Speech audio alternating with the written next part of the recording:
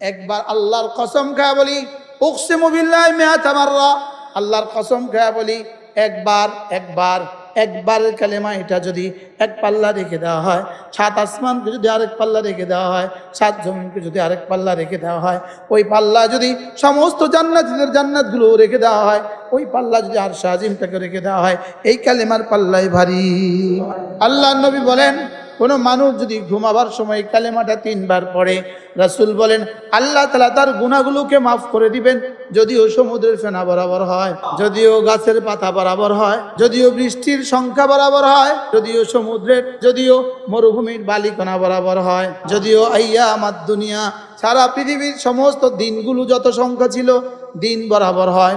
কোনো মানুষ যদি ঘুমাবার সময় একটা দোয়া আছে, এই দোয়াটা পড়ে, আল্লাহর নবী বলেন তার ঋণ যদি পাহাড় বরাবর হয়, আল্লাহ তাআলা জিম্মাদার। হে আল্লাহ, যিনি 7 আসমানের রব, 7 জমিনের রব, আরশ আজিমের রব, যিনি আমাদের রব, যিনি সব কিছুর রব, যিনি ধানকে বীজকে ফাটানেওয়ালা, যিনি তাওরাত আর জবুল আর ইনজিলকে নাজিল করনেওয়ালা, আমি তোমার কাছে পানা চাই সমস্ত বস্তুর ক্ষতি থেকে।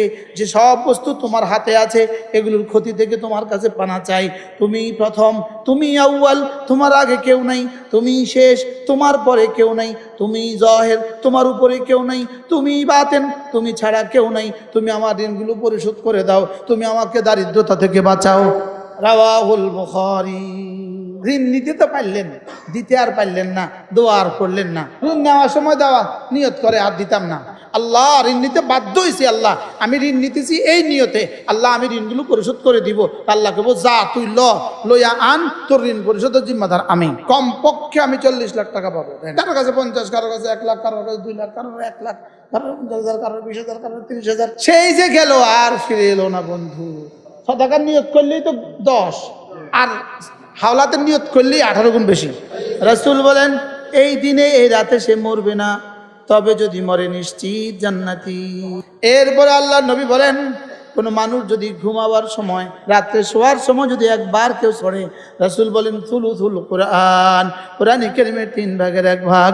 মাগরিবের পরে যদি 6 রাকাত নামাজ পড়েন, 6 রাকাত, আল্লাহর নবী বলেন ফালাহু আজরু 12 সানা, রব তাকে 12 বছরের ইবাদতের নেকি দিবে। যার দোকান খুলতে হয় তিনি দোকান খুলবেন, যার অফিসে যেতে হয় তিনি অফিসে যাবেন, যার দোকানও নাই, অফিসও নাই, ডিউটিও নাই, আপনার শুধু ছোট ছোট নাইনাতকুর আছে ঘরে, অথবা শুধু বিবি আছে ঘরে, আর কোনো কাজ আপনার নাই, আপনি মাগরিব পড়ে মসজিদে 6 রাকাত আওয়াবিন পড়ে ঘরে যেতে অসুবিধা কি? হ্যাঁ বলেন না ইনশাআল্লাহ। যার দোকান খোলা সে কোথায় যাবে? অফিস খোলা তো অফিসে যাবে। লেকিন যাদের দোকানও নাই, অফিসও নাই, চাকরিও নাই, খ্যাতও নাই, গরুও নাই, ছাগলও নাই, এই সময় আপনি নিরিবিলি আছেন, মাগরিবটা পড়লেন মসজিদে, এরপরে এই 6 রাকাত নামাজ পড়তে অসুবিধাটা কোন জায়গায় আমাকে একটু বলেন তো। 4 দোকান তো আপনি 6 রাকাত পড়ে গেলেও থাকবে না, 7 দোকান গজব পড়বো, 7 দোকানের উপরে, 7 দোকানের উপরে কি গজব পড়বে না? থাকবে। হ্যাঁ, তা আমি মাগরিব পড়া 6 রাকাত পড়ে বের হব ইনশাআল্লাহ। পৃথিবীতে যত মানুষ আল্লাহর ওলি হয়েছে এগুলো দিয়ে আল্লাহর ওলি হয়েছে, বুঝা যাচ্ছে না কথা? আপনারা ধামতির নাম শুনেন নাই? আমি ধামতির বিশা হুজুরের কাছে ছিলাম 10 বছর। মাগরিব থেকে এশা আল্লাহর বান্দা মাগরিবের নামাজ পড়ে নফল শুরু করতো এশার আজান পর্যন্ত। এর বিপরীতে আমি তাকে কোনোদিন দেখি নাই। এখন কবরে কি অবস্থা আছে?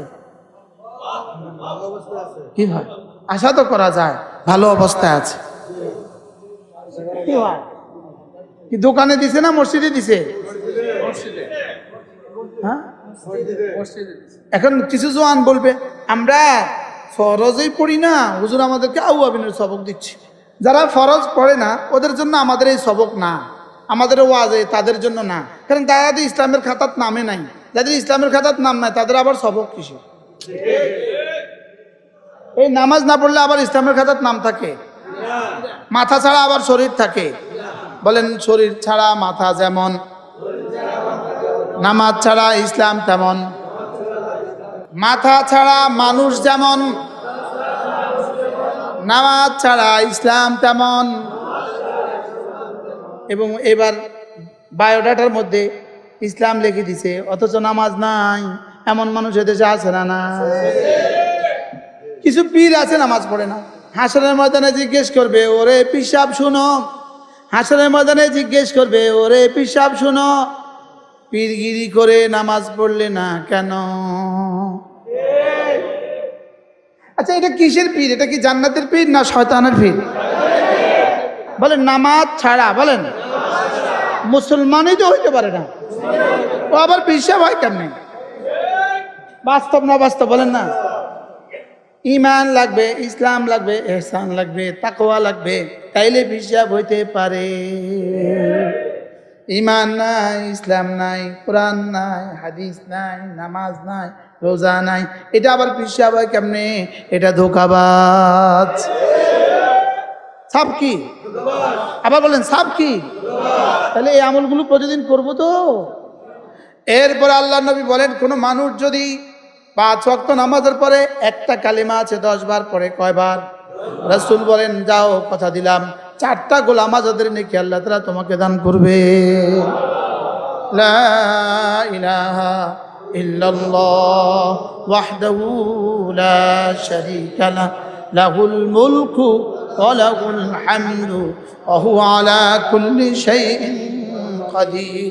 আল্লাহ ছাড়া, তিনি ছাড়া কোনো মাবুদ নাই, তিনি একা, তার কোনো শরীক নাই, বাদশাহী শুধুই তার, প্রশংসা শুধুই তার, ক্ষমতা শুধুই তার।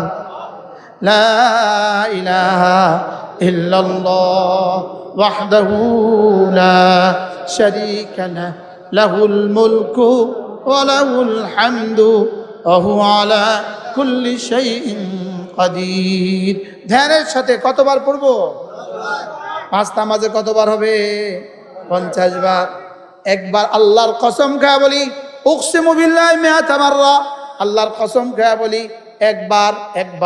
একবারের কালেমা এটা যদি এক পাল্লা রেখে দেওয়া হয়, 7 আসমানকে যদি আরেক পাল্লা রেখে দেওয়া হয়, 7 জমিনকে যদি আরেক পাল্লা রেখে দেওয়া হয়, ওই পাল্লা যদি সমস্ত জান্নাতীদের জান্নাতগুলো রেখে দেওয়া হয়, ওই পাল্লা যদি আরশে আজিমটাকে রেখে দেওয়া হয়, এই কালেমার পাল্লাই ভারী। বুঝে না আসলে আমার কি করার আছে?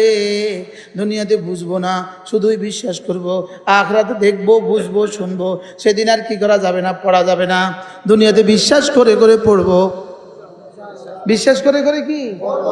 লা ইলাহা ইল্লাল্লাহ ওয়াহদাহু লা শারীকা লাহু লাহুল মুলকু ওয়া লাহুল হামদু ওয়া হুয়া আলা কুল্লি শাইইন কাদির। এভাবে পড়বো তো ইনশাআল্লাহ। যারা কবরে চলে গেছে তারা আর পড়ার সুযোগ পাবে কবে?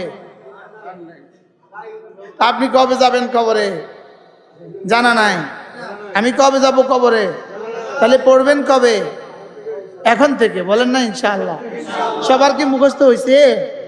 হ্যাঁ, আমি আবার পড়ি দেখি, সবাই নিজেরটা নিজের দিলে দিলে মিলান, মুখে নাও মিলান।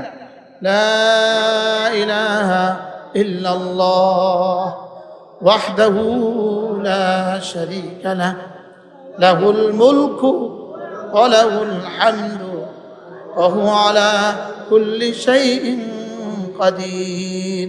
পড়বো তো ইনশাআল্লাহ। আচ্ছা, এরপরে রাসূল বলেন, কোন মানুষ যদি ফজরের পরে আর মাগরিবের পরে সাইয়্যিদুল ইস্তিগফার পড়ে, কি পড়ে? রাসূল বলেন, এই দিনে এই রাতে সে মরবে না, তবে যদি মরে নিশ্চিত জান্নাতি। আল্লাহুম্মা আনতা রাব্বি লা ইলাহা ইল্লা আনতা খালাকতানি ওয়া আনা আবদুক ওয়া আনা আলা আহদিকা ওয়া ওয়া'দিকা মাস্তাতা'তু আউযু বিকা মিন শাররি মা সানা'তু আবুউ লাকা বিনি'মাতিকা আলাইয়া ওয়া আবুউ বিযামবি ফাগফির লি ফাইন্নাহু লা ইয়াগফিরুদ যুনুবা ইল্লা আনতা। পড়বো তো? এরপরে আল্লাহ নবী বলেন, কোনো মানুষ যদি ঘুমাবার সময় একবার সূরা ইখলাস পড়ে, রাত্রে শোয়ার সময় যদি একবার কেউ সূরা ইখলাস পড়ে, রাসূল বলেন সুলুসুল কুরআন, কুরআন কারীমের 3 ভাগের 1 ভাগ। এরপরে রাসূল বলেন, কেউ যদি ঘুমাবার সময় ঘুমাবার সময় 3 বার শুধু ইস্তেগফারের পুরো কালিমাটা পড়ে, আস্তাগফিরুল্লাহাল্লাযী লা ইলাহা ইল্লা হুয়াল হাইয়ুল কাইয়্যুম ওয়া আতুবু ইলাইহি লা হাওলা ওয়ালা কুওয়াতা ইল্লা বিল্লাহ।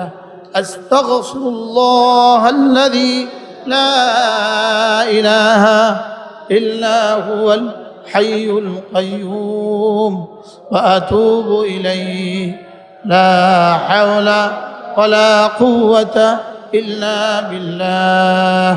আস্তাগফিরুল্লাহাল্লাযী লা ইলাহা ইল্লা হুয়াল হাইয়ুল কাইয়্যুম ওয়া আতুবু ইলাইহি লা হাওলা ওয়ালা কুওয়াতা ইল্লা বিল্লাহ।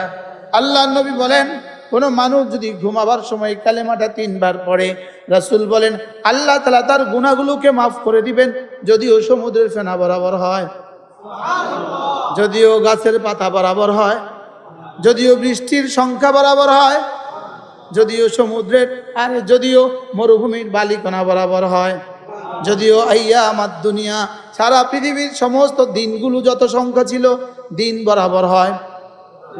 পড়বেন, কঠিন না সহজ বলেন তো? কিন্তু শয়তান আমাদেরকে পড়তে দেয় না, শোয়ার সঙ্গে সঙ্গে ঘুম পাড়ায়া দেয়, আর ঘুম না পাড়ালে কত কথা মনে করায়া দেয়, ঠিক না? পড়বো, বিশ্বাস হয়েছে? আমি বানায়া কইছি না রাসূলের কথা কইছি? তাহলে ঘুমাবার সময় কি পড়বেন? বিছনাত গিয়া আস্তাগফিরুল্লাহাল্লাযী লা ইলাহা ইল্লা হুয়াল হাইয়ুল কাইয়্যুম ওয়া আতুবু ইলাইহি লা হাওলা ওয়ালা কুওয়াতা ইল্লা বিল্লাহ। পড়বো তো?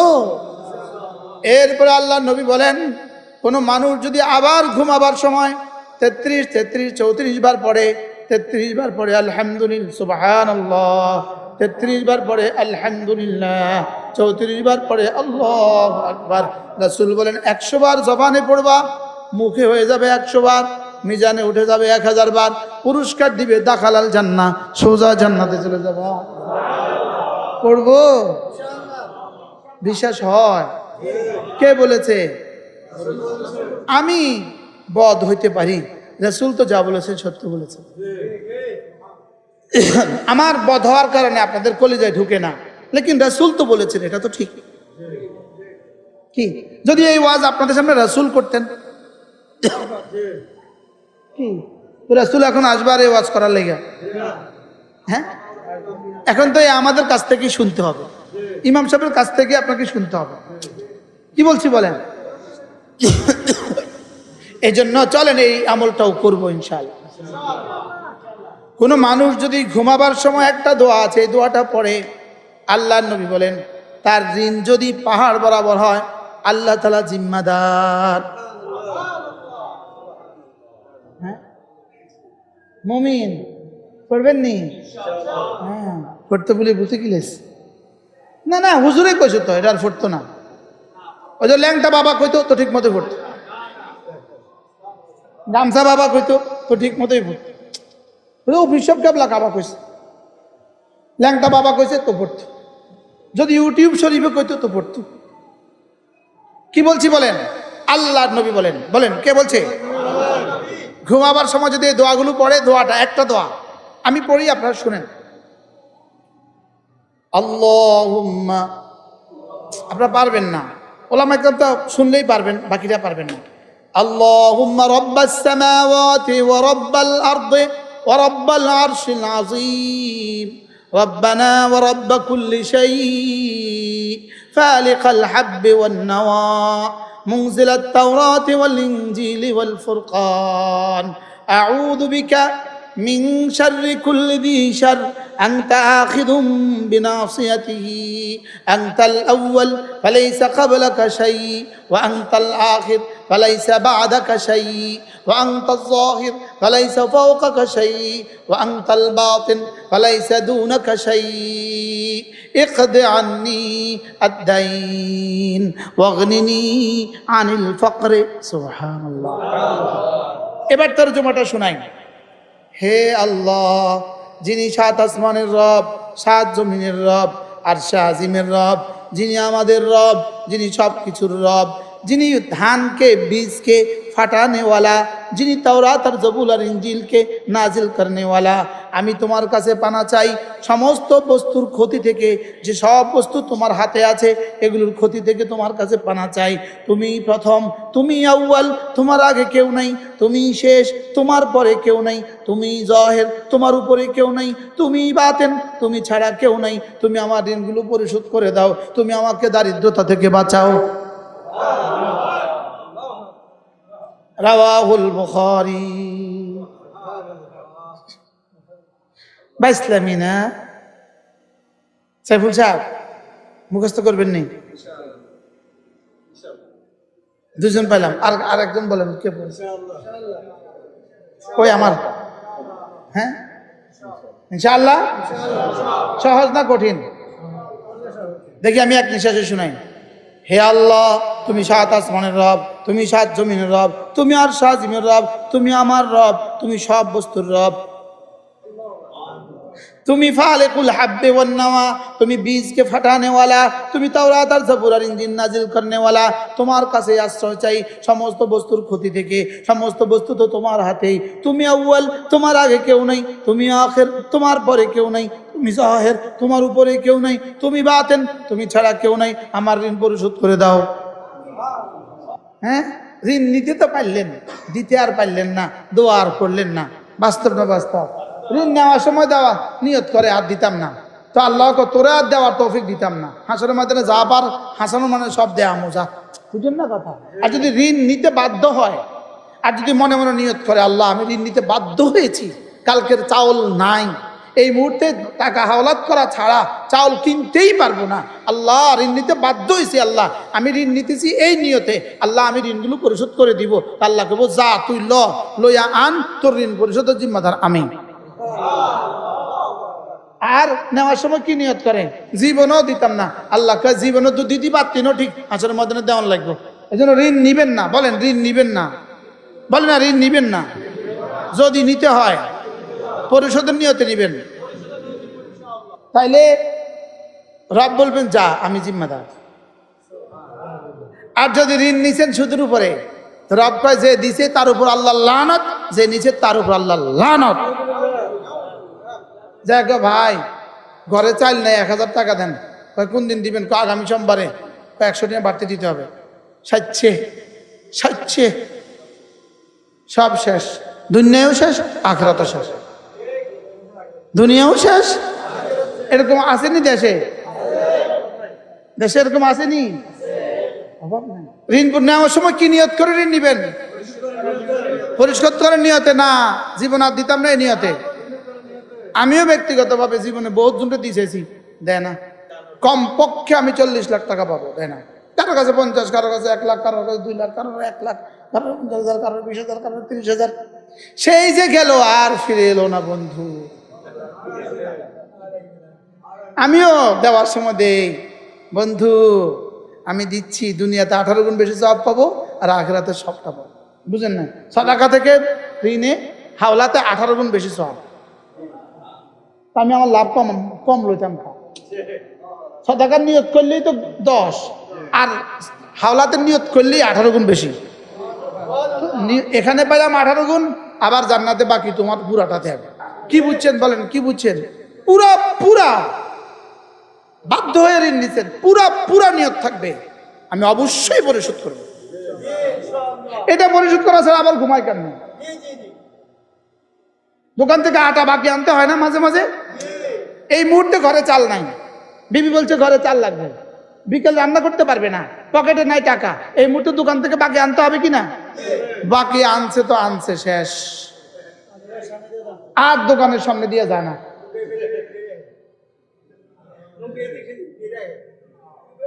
মুখে আরেক দিকে ফিরে। কিভাবে সম্ভব? মানুষ এত ধোকাবাজ কেমনে হয়?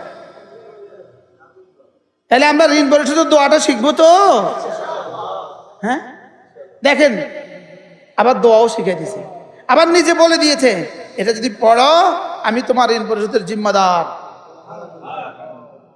রব যদি জিম্মাদার হয় আর কি আপত্তি আছে আপনার? করবো তো। এগুলো যদি মাঝে মাঝে না শুনেন কি অবস্থা হবে? আজকে কি শুনছেন মাগরিব থেকে আসা পর্যন্ত, এ পর্যন্ত কি শুনলেন? দরকারি না বেদরকারি? হ্যাঁ, দরকারি না বেদরকারি?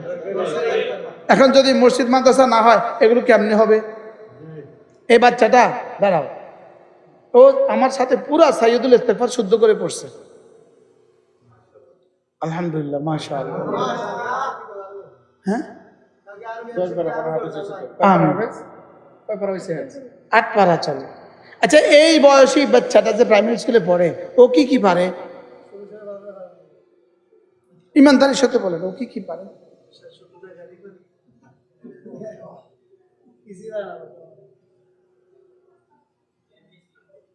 এবিসিডি ও পারে না? এবিসিডি হ্যাঁ, ও পারে না? পারে না?